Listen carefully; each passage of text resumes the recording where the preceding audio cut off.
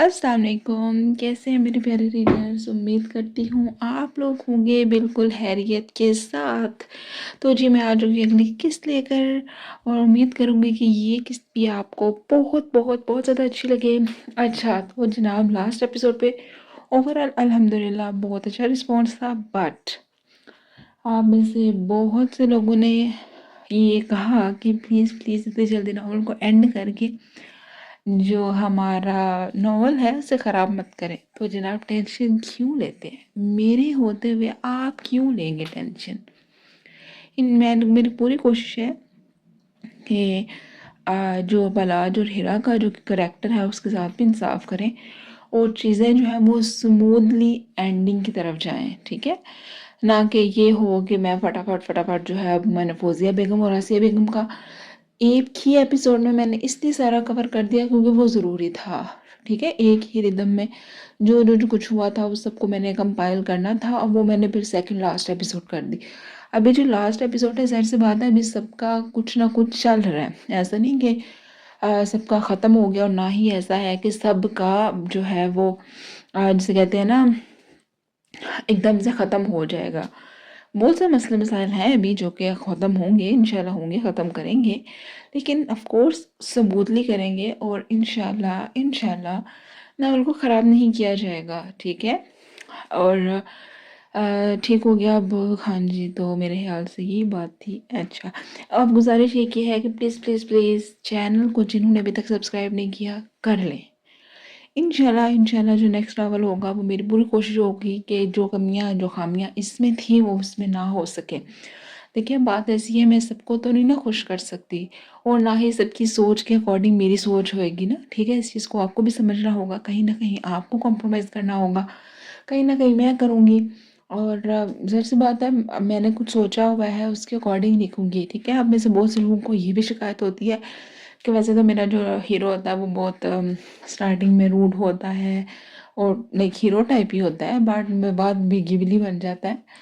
तो ऐसा बिल्कुल भी नहीं है। ज़ाहिर सी बात है जब इंसान शर्मिंदा होता है उसकी जो हरकत हैं आदात हैं उसमें तब्दीली आती है ना, तो ये चीज़ें बहरहाल फिर पूरे करेक्टर को डिफ़ाइन करती हैं कि कुछ एक अगर इंसान बुरा है तो कुछ बुरा हुआ है तो जिसने उसे बुरा किया है, एक अच्छा है तो कुछ ज़ाहिर सी बात है कुछ हुआ ऐसा है जिसकी वजह से वो अच्छा है।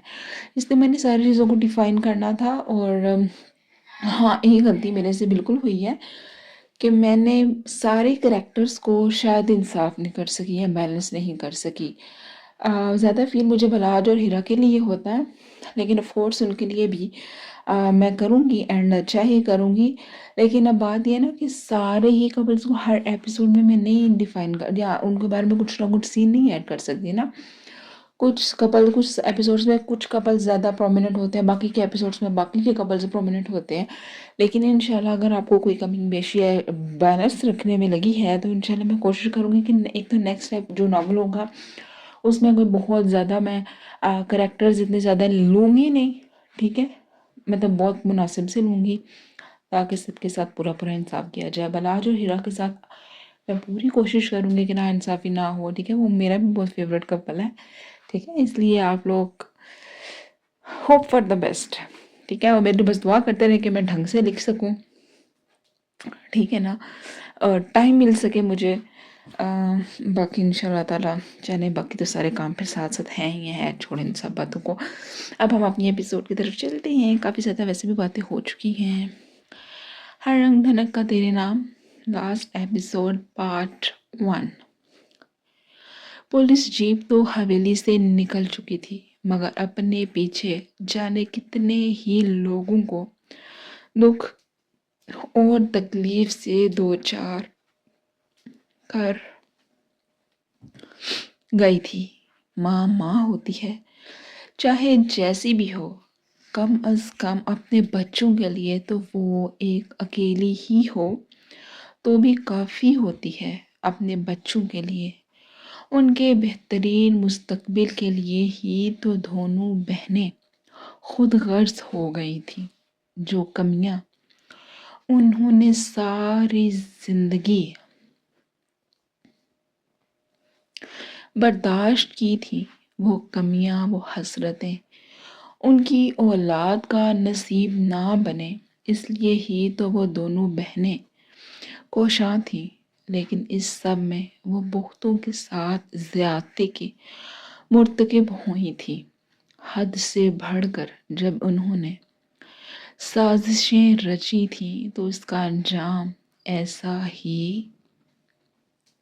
ہونا تھا کہ کسی کے ساتھ زیادتی کر کے، کسی کو دکھ دے کر، کسی کا دل دکھا کر اگر آپ بچ جائیں گے تو یہ ناممکن سی بات ہے۔ اس یہ دکھ یا پھر زیادتی کا ازالہ کہیں نہ کہیں کسی نہ کسی روپ میں انسان کو کرنا ہی ہوتا ہے۔ ان کے ساتھ بھی ایسا ہی ہوا تھا۔ ان کے گناہوں کا گڑھا جب بھر گیا تو ان کی پکڑ ہو گئی تھی۔ سائمہ بیگم بھی ان کے جانے کے فوراً بعد ہی وہاں سے روانہ ہو چکی تھی کہ اس سے پہلے سرخ چہرے کے ساتھ گھورتے سید عامر شاہ انہیں بھی اریسٹ کرنے کا حکم نافذ کرتے۔ انہوں نے 9/2/11 ہونا ہی مناسب سمجھا تھا۔ ویسے بھی فاحہ ان کی یہاں آمد اور سچی گواہی کے عوض ان کے بینک اکاؤنٹ میں اچھی خاصی بھاری رقم ٹرانسفر کر چکی تھی، اس لیے مزید ان کا یہاں رکنا کسی کام کا نہیں تھا۔ ہیرا بیٹے بس کر دیں، اور کتنا رونا ہے۔ نینا خانزادہ نے ہیرا کے پاس بیٹھتے اسے اپنے ساتھ لگاتے کہا تو ہیرا کے بہتے آنسوؤں میں مزید تیزی آ گئی تھی۔ شاہ حویلی والے اور چھوٹی حویلی والے بھی ابھی تک یہیں تھے۔ بالاج شاہ کی نظریں کب سے ہیرا کے گرد ہی منڈلا رہی تھیں۔ اسے شدید بے چینی ہو رہی تھی۔ ہیرا کو اس حالت میں دیکھ کر اس کا لال سرخ پڑتا چہرہ، بھیگی ضرورت سے زیادہ لال پڑتی آنکھیں اسے بار بار پہلو بدلنے پر مجبور کر رہی تھی۔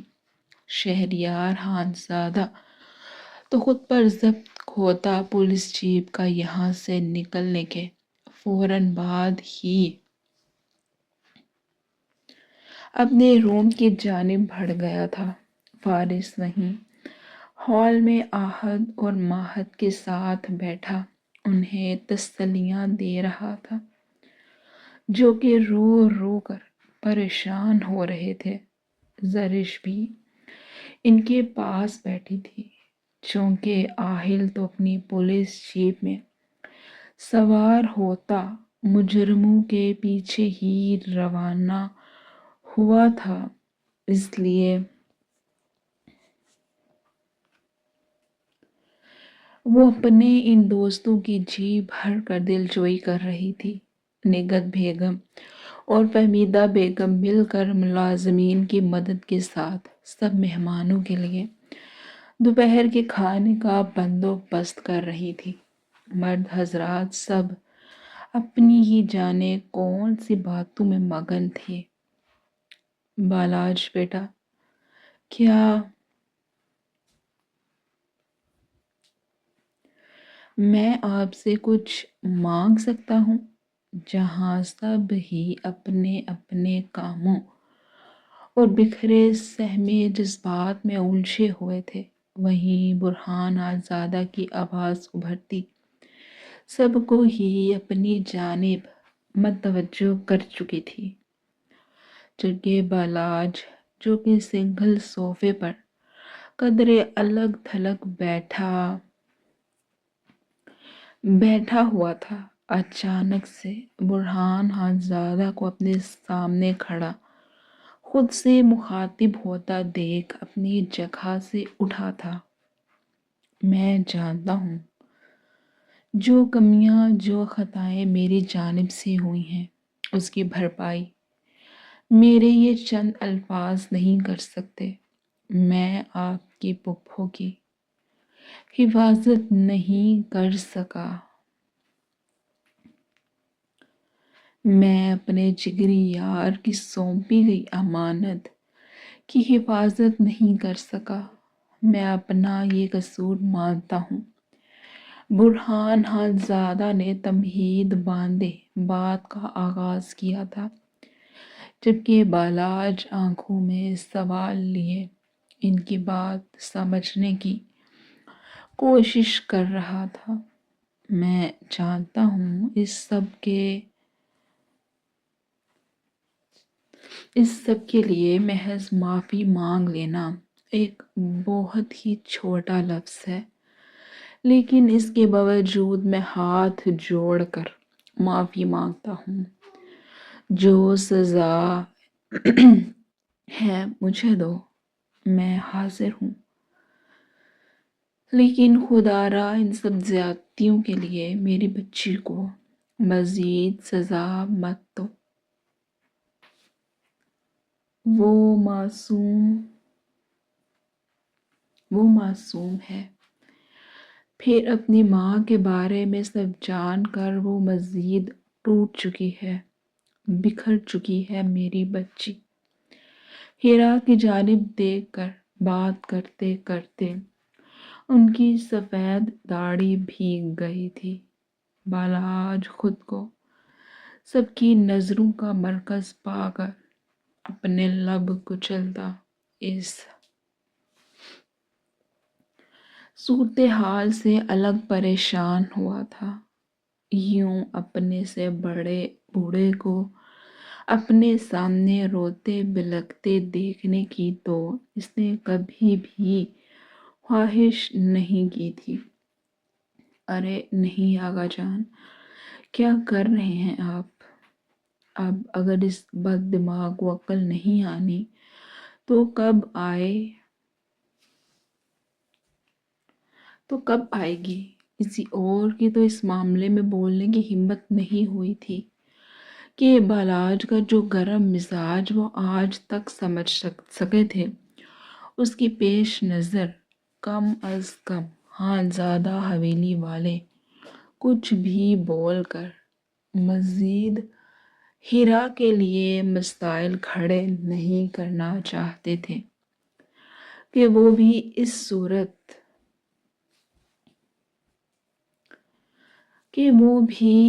صورت میں کہ وہ خود قصوروار تھے۔ لیکن سید امین شاہ مزید اب چپ نہ رہ سکے، اس لیے وہ برہان خان زادہ کے جوڑے ہاتھ اپنے ہاتھوں میں تھامے بالاج کو گھورتے بولے، تو اسی اثناء میں ملازمہ نے کھانا لگنے کا پیغام دیا تو سب ہی باری باری مین ہال سے ملحق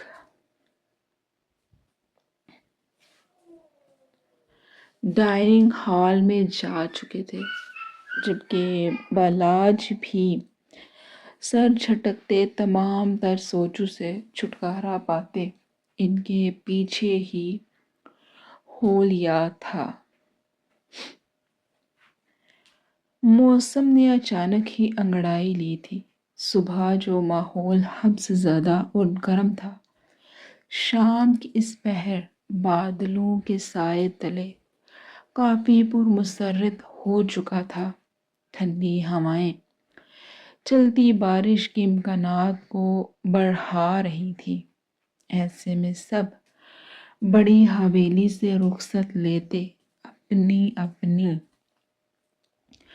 گاڑیوں میں سوار ہوتے اپنی اصل منزل، اپنے گھروں کو رواں دواں ہو چکے تھے۔ نینا اور حیا بھی سب سے اجازت لیتی سید کمال شاہ کی ہی گاڑی میں سوار ہو چکی تھی کہ اب مزید وہاں رہنے کا کوئی جواز بنتا بھی نہیں تھا۔ انہی گاڑیوں میں سے ایک ब्लैक। गाड़ी भी पुख्ता मजबूत सड़क को अपने पीछे छोड़ दी। बहुत सारी गाड़ियों को ओवरटेक करती शाह हवेली की जानिब बढ़ रही थी। स्टीयरिंग व्हील को संभाले सुर्खों सफेद हाथों की गिरफ्त मजबूत से मजबूत तर होती जा रही थी। एक हाथ से स्टीयरिंग व्हील को संभाले, दूसरे बाजू की कोनी साइड डोर पर टिकाए। वो कभी कभार एक नज़र पैसेंजर सीट पर बैठे सूं सूं करते इस वजूद पर भी डाल देता था कि जिसके पास जाने कितना समंदर अभी भी बाकी था, जो वो इतने आंसू बहाने के बावजूद भी खत्म होने में नहीं आ रहा था। जब ड्राइविंग सीट पर बैठे इस शख्स की बस हुई थी तो कदरे आगे को होता। वो टिश्यू बॉक्स हिचकियां लेते वजूद की जानिब करता। इससे मुहातिब हुआ था, बस कर दो, और कितना रोने का इरादा है तुम्हारा। बालाज की आवाज़ पर हिरा के आंसू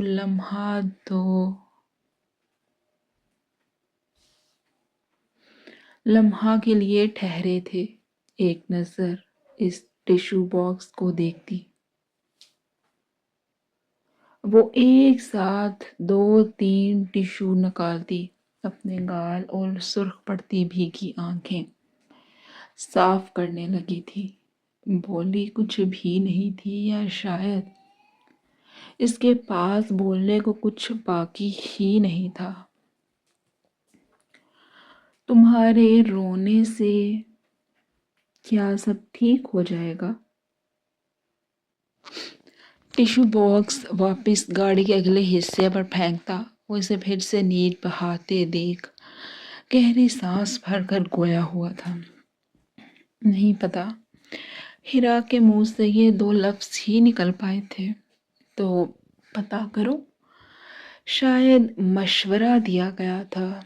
जबकि अब की बार हिरा ने बिना कुछ कहे नजरें बाहर के भागते दौड़ते मनाजिर पर कायम कर दी थी, जो कि अब भी वक्फे वक्फे से धुंधलाहट का शिकार हो रहे थे।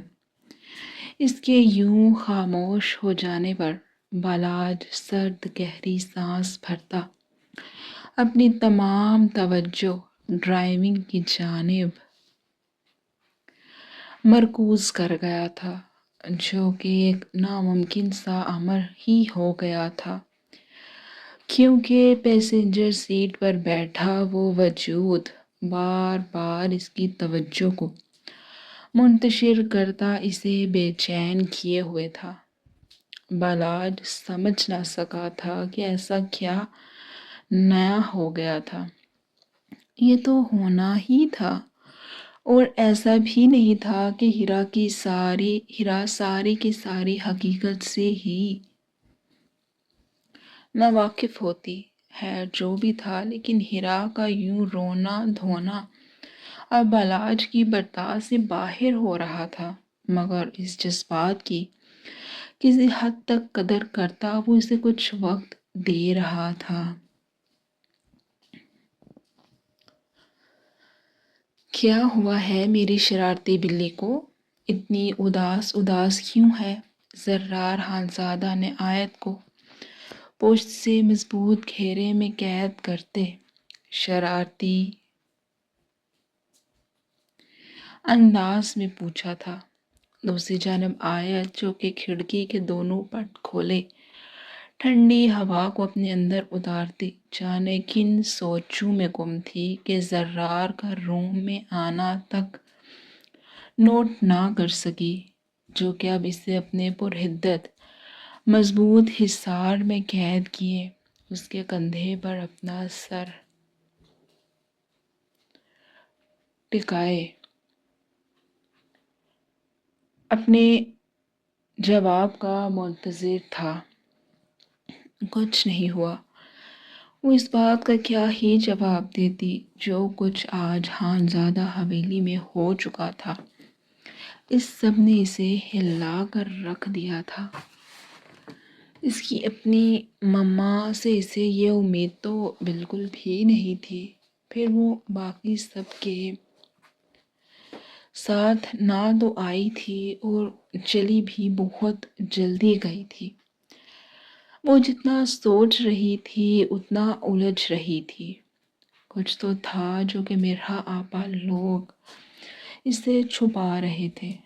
کوئی بات پریشان کر رہی ہے کیا؟ اتنے مختصر اور سیدھے جواب پر زرار کو یقیناً کسی گڑبڑ کا احساس ہوا تھا۔ پھر اس کا اتنا سنجیدہ انداز اسے فکر میں مبتلا کر گیا تھا۔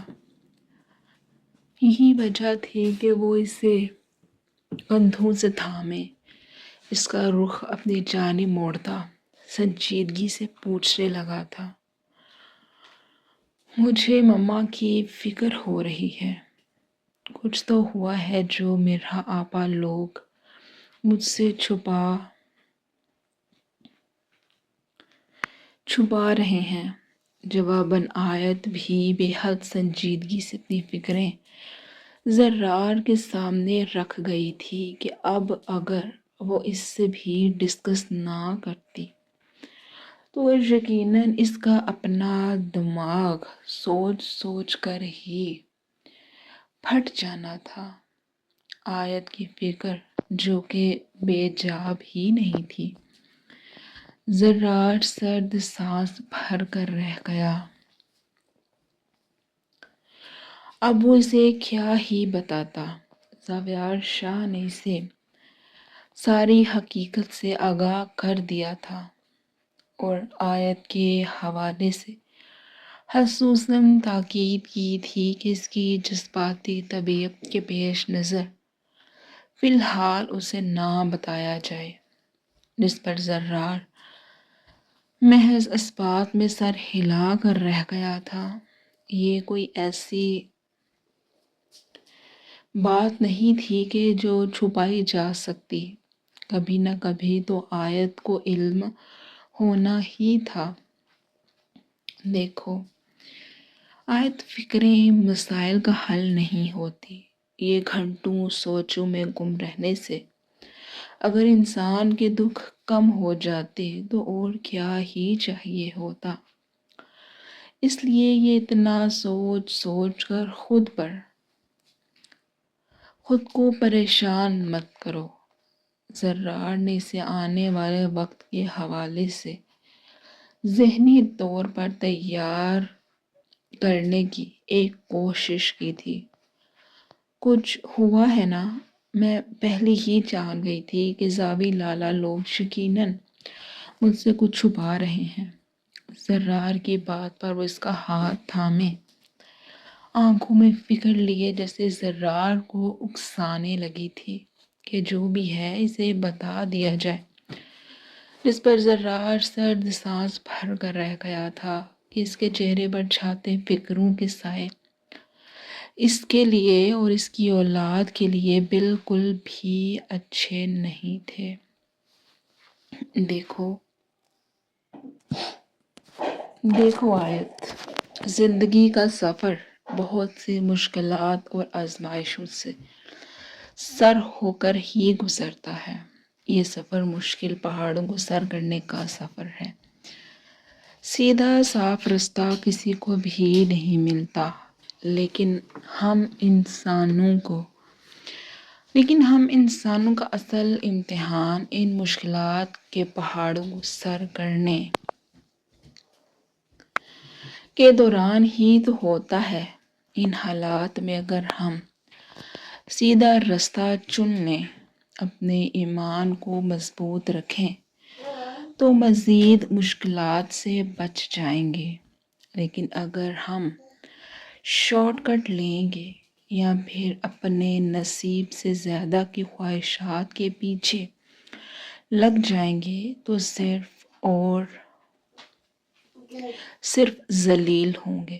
زرار نے تمہید باندھے بات کا آغاز کیا تھا۔ کیا مطلب؟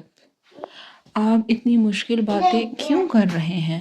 صاف اور سیدھے طریقے سے بتائیں مجھے۔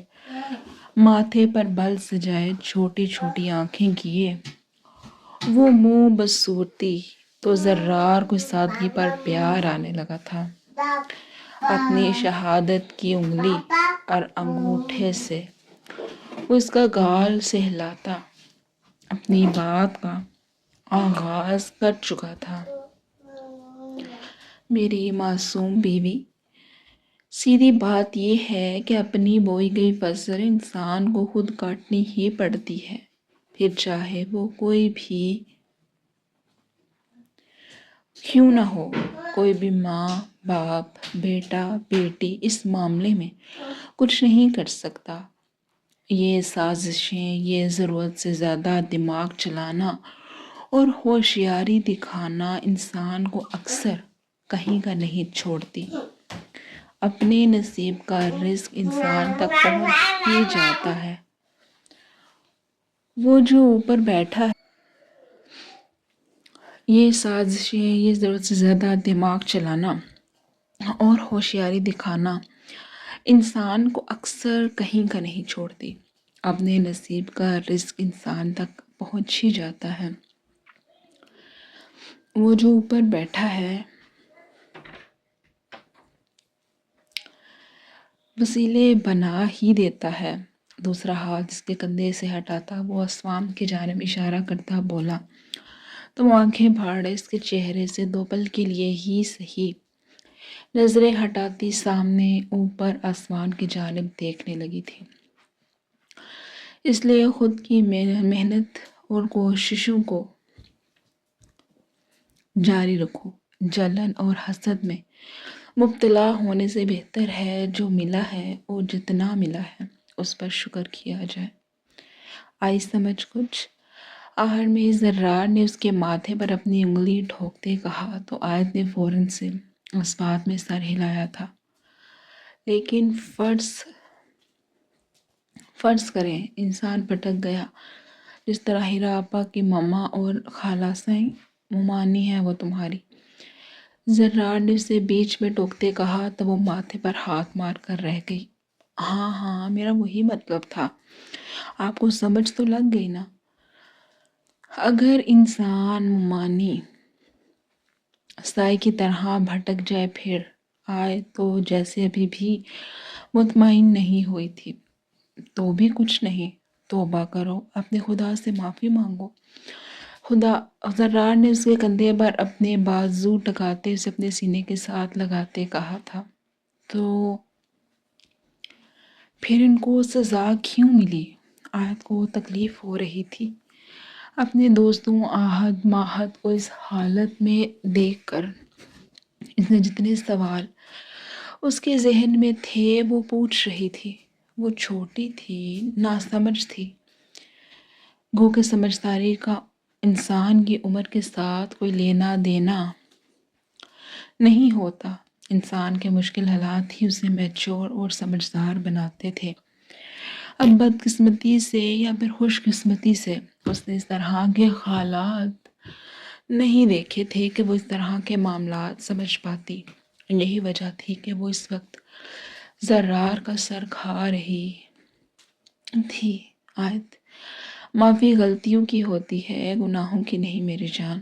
جو انہوں نے کیا وہ گناہ تھا، اس کی سزا انہیں ملنی ہی تھی۔ پھر بار بار وہی سب کرنا، انہیں گناہوں کو سرزد کرنے والے کے لیے ہی سزا رکھی گئی ہے۔ اچھا پھر بس کر دو میری جان، اور کتنے سوال سوچ لیے ہیں تم نے اتنے کم وقت میں؟ اسے پھر سے نئے سوالات کا پٹارا کھولتے دیکھ زرار نے ٹوکا تو منہ بسورتی ناک چڑھاتی خاموش ہو گئی تھی۔ اچھا چلو وہ دودھ پیو، مورے نے بھجوایا ہے۔ ویسے بھی تم بالکل بھی اپنا خیال نہیں رکھتی۔ اسے نیا حکم جاری کیا تو آیت کی جان ہی نکلنے لگی تھی۔ مجھے نہیں پینا، عجیب سی اسمیل ہوتی ہے۔ وہ ہنوز ناک منہ چڑھاتی بولی تو زرار بنا اس کی سنے کھڑکی کے دونوں پٹ بند کرتا اسے کندھوں سے تھامے سائڈ ٹیبل تک لے گیا تھا۔ پھر گلاس سائڈ ٹیبل سے اٹھاتا وہ اس کے سامنے کر گیا تو ناچار آیت کو گلاس تھامنا پڑا تھا۔ مجھے بعد میں دیکھ لینا، پہلے اسے چپ چاپ ختم کرو۔ آیت کو خود کو گھوٹتے پا کر وہ تنبیہی لہجے میں بولتا خود ڈریسنگ مرر کی جانب بڑھتا اپنی کلائی سے رسٹ واچ اتارنے لگا تھا، جبکہ ڈریسنگ مرر میں ابھرتے اپنی محبوب بیوی کے عکس کو دیکھ کر زرار کے ہونٹوں پر مسکراہٹ نے اپنی جگہ بنائی تھی، جو کہ ناک کی نوک اپنی شہادت کی انگلی اور انگوٹھے سے دبائے ایک ہی سانس میں سارا گلاس خالی کر چکی تھی۔ دوسری جانب آیت نے ایک گلاس واپس پٹکنے کے انداز میں سائڈ ٹیبل پر رکھا تھا اور زرار کو گھورتی واش روم میں جا بند ہوئی تھی، جبکہ واش روم کا دروازہ بیچارہ آیت کے معصوم سے غصے کو برداشت کرنے پر مجبور تھا۔ ارے کیا ہوا رخسار؟ ہیرا نے کھانا نہیں کھایا؟ ملازمہ کو کھانے کی ٹرے جوں کہ توں ہاتھوں میں تھامے سیڑھیوں سے اترتا دیکھ ساریہ بیگم نے فکر مندی سے کہا تو وہیں صوفے پر پسارے بیٹھے کم اور لیٹے زیادہ اپنے ہی دھیان میں موبائل فون استعمال کرتے بالاج کے کان کھڑے ہو گئے تھے۔ تقریباً سب ہی رات کے کھانے سے فری ہو چکے تھے اور اس وقت اپنے اپنے رومز میں آرام کی غرض سے جا چکے تھے۔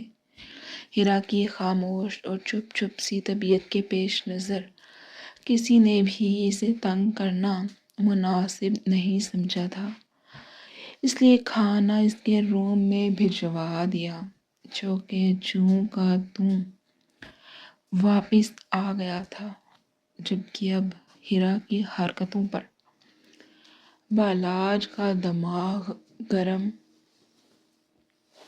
ہونے لگا تھا، اس لیے وہ فوراً سے سیدھا ہوتا اٹھ بیٹھا تھا۔ مما یہ ٹرے ادھر میرے حوالے کریں، میں جا کر اسے دیکھتا ہوں۔ پاؤں میں چپل اڑستے ساریہ بیگم اور ملازمہ کو آگے پیچھے کچن میں جاتا دیکھ کر بالاج نے قدرے اونچی آواز میں کہا تو وہ دونوں ہی رکنے پر مجبور ہوئی تھی۔ ہاں کیوں نہیں، لیکن بیٹے اسے ذرا تحمل سے ڈیل کرنا، آپ کے غصے سے وہ مزید پریشان نہ ہو جائے۔ ساریہ بیگم نے کھانے کے لوازمات سے سجی ٹرے بالاج کے حوالے کرتے اسے ساتھ میں تنبیہ بھی کی تھی کہ بالاج کی گرم طبیعت کے پیش نظر اس بات کے بھی قوی امکانات تھے کہ وہ ہیرا پر غصہ کرتا، اور ساریہ بیگم نہیں چاہتی تھیں کہ مزید اس بچی کا دل دکھے۔ آپ فکر نہ کریں، مختصر بات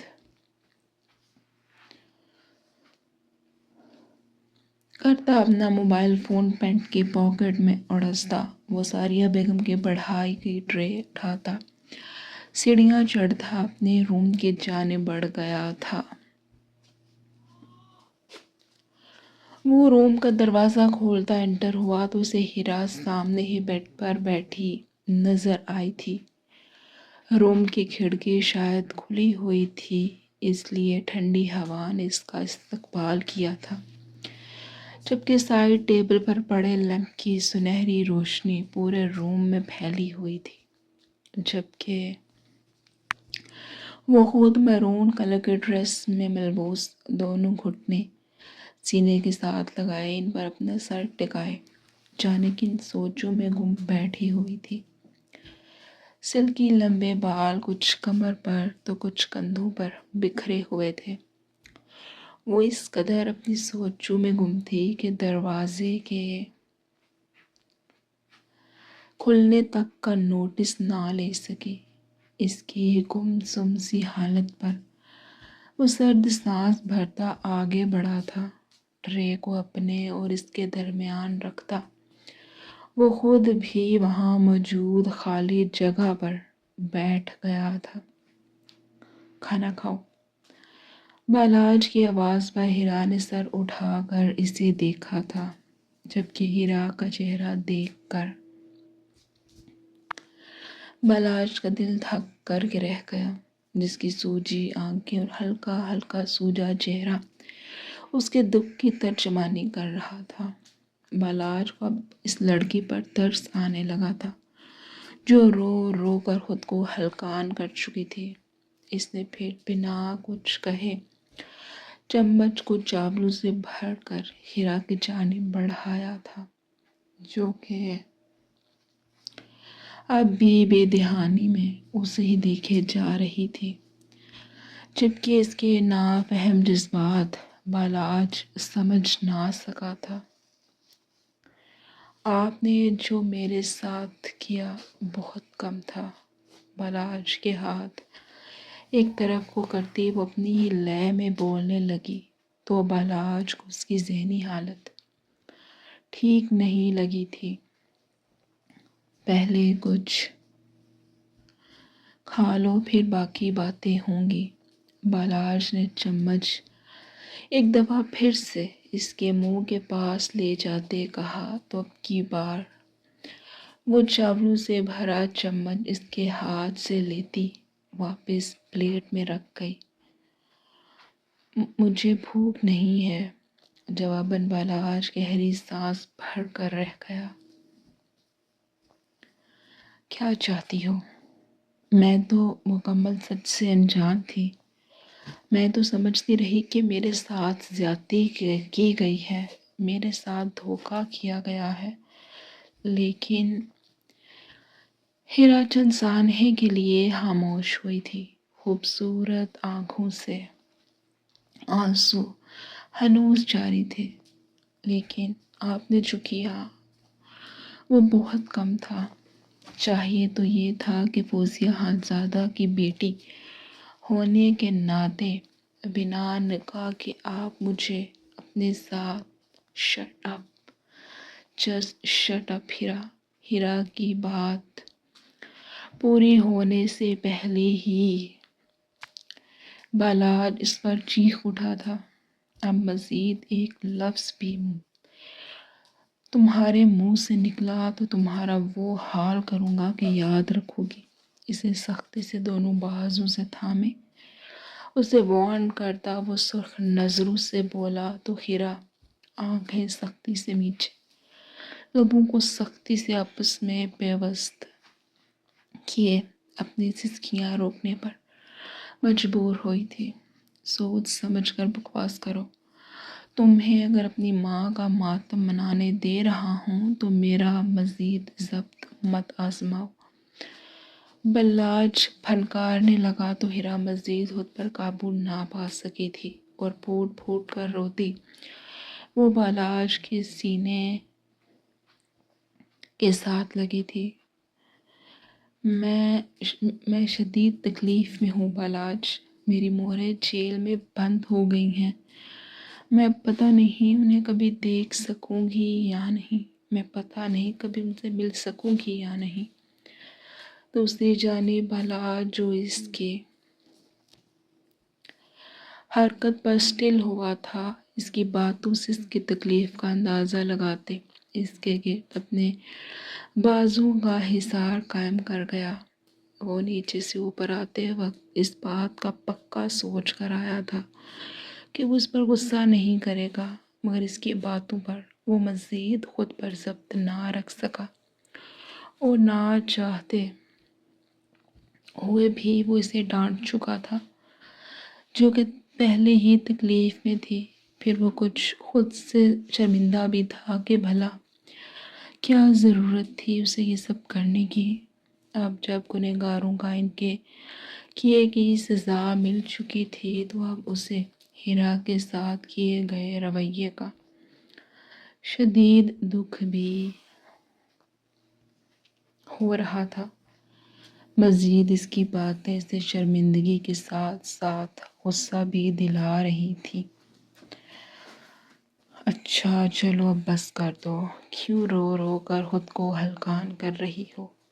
ہیرا کو اپنے روبرو کرتے، اس کی آنکھوں سے بہتے آنسوں کو صاف کرتے وہ اسے خاموش کروانے کے جتن کر رہا تھا، جو کہ اس کے لیے بلا شبہ ایک مشکل امر تھا، کیونکہ کسی بھی خاتون کو یوں خاموش کروانے کا اس کا یہ پہلا تجربہ تھا۔ جبکہ ہیرا بھی اب کی بار ہوش میں آتی، اپنا چہرہ صاف کرتی، بالات سے کچھ فاصلہ بنا کر بیٹھ گئی تھی، جبکہ اس کا چہرہ جانے شرمندگی سے سرخ پڑا تھا یا شرم سے۔ بالاج سمجھ نہ سکا۔ لو کھانا کھاؤ اور باقی کا رونا بعد کے لیے چھوڑ دو، ٹرے ایک دفعہ پھر سے اس کے سامنے کرتا وہ بولا تھا۔ اب کی بار ہیرا خاموشی سے کھانا کھانے لگی تھی، جبکہ بالاج اس کا جھکا سر دیکھ نفی بے سر ہلاتا، اپنے لیے کیجول سا ڈریس لیے واش روم میں بند ہو گیا تھا۔ وہ فریش ہو کر باہر آیا تو ہیرا شاید سو چکی تھی۔ کھانے کی ٹرے میں سے محض چند کھانے کے چمچ ہی زہر مار کیے گئے تھے، جو کہ اب اسٹڈی ٹیبل پر پڑی ہوئی تھے۔ روم میں ابھی تک وہی لیمپ آن تھا، شاید باہر بارش ہو چکی تھی، ٹھنڈی ہوا نے پورے کمرے کو ہی سرد کر دیا تھا۔ بالاج نے ایک نظر اسے دیکھا تھا، جو کہ ایک ہاتھ چہرے کے نیچے جبکہ دوسرا ہاتھ اپنے پیٹ پر رکھے سو رہی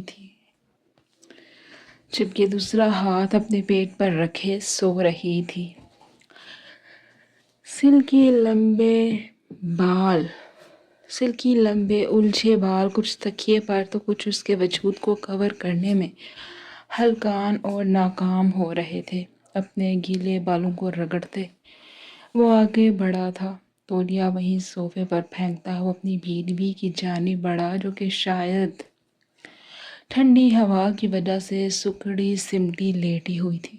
اس کے قریب آتا وہ بلینکٹ کو کھولتے اس پر اڑا گیا تھا، جو کہ سوتے میں بھی شدید الجھن اور بے چینی کا شکار تھی۔ گلابی بڑھتی رنگت سرخ پڑ رہی تھی، جبکہ بند آنکھیں اور ان پر سایہ فگن گھنی پلکیں، چھوٹی سی ناک اور باریک ہونٹ بلا شبہ بالاج کو بے حد اپیل کر رہے تھے، لیکن نہ تو ہیرا کی حالت ایسی تھی کہ وہ اسے برداشت کر پاتی اور نہ ہی بالاج کم از کم آج کے دن اسے مزید تنگ کرنے کا ارادہ رکھتا تھا۔ اس لیے اس کے قریب سے اٹھتا سب سے پہلے وہ کھڑکی کے کھلے پٹ بند کر گیا، پھر خود بھی ڈریسنگ مرر کے سامنے کھڑا ہوتا، اپنے بالوں میں برش کرتا، پرفیوم خود پر اسپرے کر گیا، پھر ڈم لائٹ آن کرتا۔ وہ ہیرا کی طرف موجود لیمپ بھی بجھا گیا تھا۔ اب اس کا رخ بیڈ کی اپنی سائڈ کی جانب تھا کہ بلا شبہ آج کے دن اس کے اعصابوں کو تھکا دیا تھا۔ رات کا جانے کون سا پہر تھا کہ مہا کو ایک دم سے اپنے وجود میں درد کی لہریں اٹھتی محسوس ہوئی تھیں۔ چہرہ موڑ کر دیکھا تو شہریار اس کی جانب کروٹ لیے سو رہا تھا۔ کچھ لمحے تو گہرے گہرے سانس بھرتی خود کو سنبھالتی رہی تھی، لیکن جب درد حد سے سوا ہوا تو وہ شہریار کو اٹھانے پر مجبور ہوئی تھی، جو کہ ابھی کچھ وقت پہلے ہی سویا تھا۔ شہری پلیز اٹھو، خود کو حوصلہ دیتی وہ اٹھ بیٹھی تھی اور ساتھ ہی شہریار کو زور زور کندھوں سے ہلانے لگی۔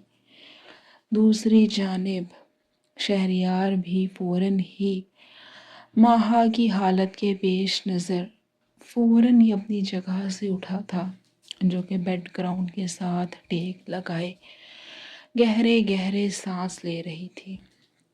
ماہا تم ٹھیک تو ہو؟ شہریار نے اس کے ماتھے پر آیا پسینہ صاف کرتے پریشانی سے اس سے استفسار کیا تھا۔ شہری مجھے بہت درد ہو رہا ہے، پلیز ہسپتال چلیں۔ ہاں ہاں تم سنبھالو خود کو، بس 2 سیکنڈ۔ شہریار نے فوراً سے پہلے بیڈ سے اٹھتے پاؤں میں چپل اڑ سی تھی، ڈریسنگ شرٹ سے گاڑی کی کیز اٹھاتا وہ ماہا کی جانب بڑھا تھا۔ اسے اپنے بازو میں اٹھائے وہ روم سے نکل گیا۔ باہر نکلا تو نکہت بیگم کو، جو کہ شاید نہیں یقیناً تہجد کی نماز کے لیے اٹھی تھی، وہ ان دونوں کی اس حالت میں دیکھ فوراً سے معاملہ سمجھ گئی تھی۔ تب تک شہریار کی بھی ان پر نظر پڑ چکی تھی، جو کہ کچن کے دروازے پر ہی کھڑی تھی۔ شہریار بیٹے جلدی کریں، ان کے ساتھ ہوتی وہ بھی گاڑی کی پچھلی سیٹ پر ماہا کو بٹھانے کے بعد خود بھی بیٹھ گئی تھی۔ ماہا کا ہاتھ اپنے ہاتھوں میں تھامے وہ اس سے ہمت دینے لگی تھی۔ ماہا بچے، انشاءاللہ سب ٹھیک ہوگا۔